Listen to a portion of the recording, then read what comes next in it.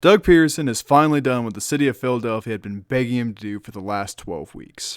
After 19 turnovers, the Eagles coaching staff threw their hands in the air and said, "Fine, you win, Carson. We'll play Hurts. You can go sit on the bench." And Hurts' credit, he played very well. He made it look like a competitive game, which Eagles were out of, and looked like an actual NFL quarterback, which is something the Philadelphia fans had not seen in a good long time. But beyond Hurts' play, the team looked energized. The defense played better. The special teams took one back for a touchdown, and looked like a competitive football game. If Hurts had gotten the start, there's a very real chance they could have upset the Green Bay Packers. But that's pure speculation. Yesterday afternoon, Doug Peterson made it official and named Hurts this week's starter against the New Orleans Saints. I feel like I'm going to be stating the obvious here, but Carson Wentz has completely lost that locker room. In reality, he'd lost ever since Nick Foles stepped in for him and won the Super Bowl. But with the QB that this team seems to believe in guiding them, the final 4 games of the 2020 season will look completely different for the Eagles. Now that Jalen Hurts is in at quarterback, the Eagles could win 3 of their last 4 games and sneak into the playoffs based off the pitiful NFC East. And if they manage to do that, Carson Wentz will get run out of town on a rail, $30 million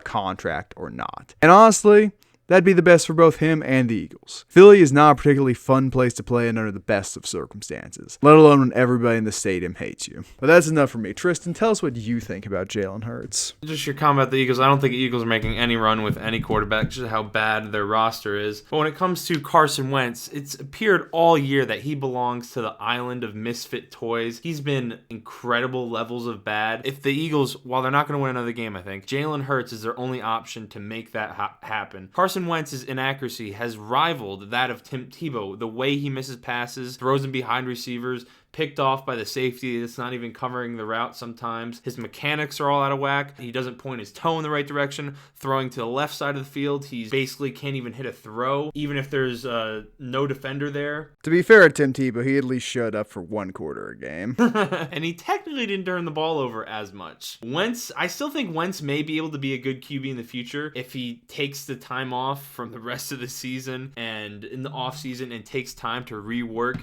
his mechanics, rework his psyche. He clearly seems frazzled. His decision making rivals that of Jameis Winston, the Jameis Winston that couldn't see his teammates. Looking forward for the Eagles, well, I don't think they're going to win another game. Hurts is more athletic than Wentz. He provides more to the run game than Wentz was able to, even though Wentz was a decent runner. Hurts is that much better. Hurts is going to be more accurate than Wentz, even with all of the Eagles, the lack of weapons they have, Fulgham being their best receiver. Hurts completed 65% of his passes in college. The touchdown pass Hurts threw against the Packers, his first touchdown in the NFL ever, was on a dime. It was a beautiful throw on the run. The way he's able to navigate the pocket, I think, is better than Wentz. So it gives the Eagles the best shot to win right now. Now, when it comes to the offseason, I know it's a $35 million a year contract. It depends on how good Hurts looks the rest of these few games. But I really just think he doesn't even need to leave the Eagles necessarily. He just needs to put an incredible amount of time to reworking his entire throwing motion, just the entire way he plays football, because it looks pathetic this year. Well, you're wrong about 2 things. 1, Rieger is their clear number 1 receiver. There's no real question about that. And 2, even if Carson Wentz comes back and plays at a comparable level to what he was doing in his would-have-been MVP season, I don't think he'll be able to regain the locker room, particularly since the Nick Foles debacle, missing multiple playoffs, never starting a playoff game, never winning a playoff game. And if Hurts plays well, it's just more fuel for that fire. But any NFC East game is a toss-up this year. I think that's a very fair statement with how messy that division's gotten. So they've got a very good chance against the Cowboys. They've got a decent chance against the Eagles. And the Arizona Cardinals would have lost 5 of their last games if not for a last-second Hail Mary. They're not exactly a great team, but to say their season's done is far from it. I think they've got a very real shot at slipping in as the 4 seed. I don't think they're slipping as a 4 seed, especially with how good the Giants and Washington has looked. If Hurts looks good, he's going to get the job simply because of how bad Wentz has been. But I don't think Wentz's career is over by any means. But that has been our video. Let us know what you think down in the comments below. Is Carson Wentz going to rise like a phoenix from the ashes next season, or will he be run out of town?